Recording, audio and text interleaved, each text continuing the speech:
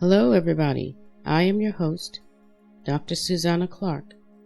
Welcome to another Healing Heart Moment. This moment in our time has opened the veil between our world and the next one as we stare down and battle a viral enemy that has no rules of engagement, no boundaries, and no conscience. It clearly has a soul because it knows what it wants. It targets the lungs, the life-breathing source necessary for us to live. It is a sinister plague that only cares about its own survival, and it could care less about age, or race, or gender, political party, religious views, or how much money you have. This viral menace is bringing us all into one solidarity position, on our knees. When something of this magnitude is both universal and non-discriminatory and has the power to kill on sight and at will, we are the ones faced with a choice of what we will do in this moment. We know this much. It is universal. We can't run or hide. We are being forced to face this thing together, or many of us will die. How do we do this? Well, because this virus is relentless, we must be resilient.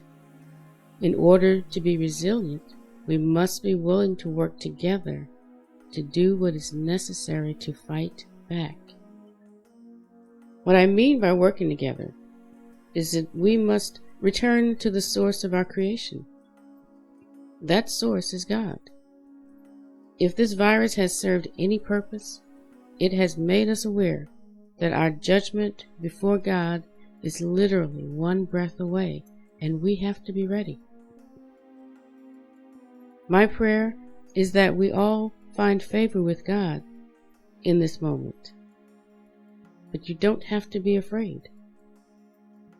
You know, I had a profound near-death experience when I was a child. I died. And then I remember standing in the presence of God, staring into a beautiful, glowing light. But what was most amazing about that experience is that the light of God was also staring into me. I felt like God was attempting to connect to any part of himself that he could find in me. That experience changed my outlook on life in ways too numerous to go into right now. But I will say this, I am not afraid in these troubled times, and you don't have to be either. God is real, and he loves you. Now more than ever is the time to put aside your petty differences. Unnecessary anger makes situations like these stressful. Make peace with yourself and others. This is the time. Enjoy your family time together during this time of isolation. Talk to each other about your hopes and dreams for the future. Get down on the floor and play with your children. Read and study your Bibles together. Build on each other's strengths. Tell your wife, husband, cousin, child, grandparent, aunt, uncle, whomever you are in the home with, that you care. Let them know that you appreciate them. Or just say, I love you. Let's work together to create the world we want to see, starting in our own home. And I would like to encourage you to do something else. As a society, we need to cooperate with each other in order to defeat this virus. We have been given social rules for the protection of ourselves, our family, and our healthcare workers. Speaking of our healthcare workers, they are pleading with us. They stay at work for us to treat those who are sick, and they are exhausted.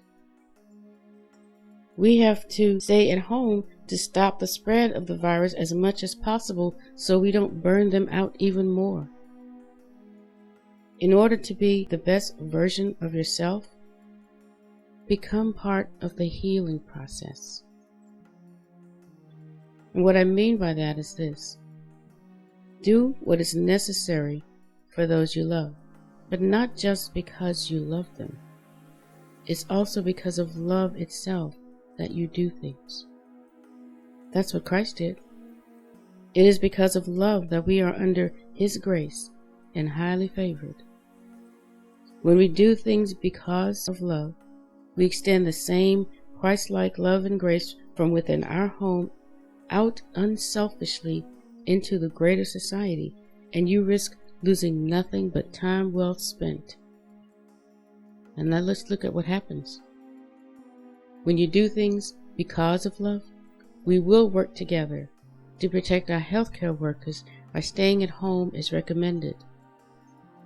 When we do things because of love, we will be vigilant and caring, washing our hands and using hand sanitizer to prevent the spread of this virus to our family, our friends, our neighbors, our co-workers, and the rest of the world.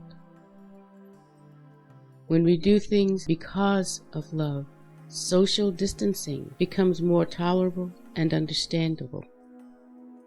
When we do things because of love, we can appreciate and know that no act of kindness is too small, as each of us has a responsibility to help our sick heal and prevent others from getting sick. Simply put, when we do things because of love, love finds a way to do things for us, and this virus cannot survive our collective energies. No matter how uncertain these times are, no matter how scary some of you may be feeling about the future, when we do things both because we love each other and because of love itself, victory solutions will appear and we will win the fight against this virus. Why? Because even in our darkest hour, love will find a way. Be blessed. This has been another Healing Heart Moment.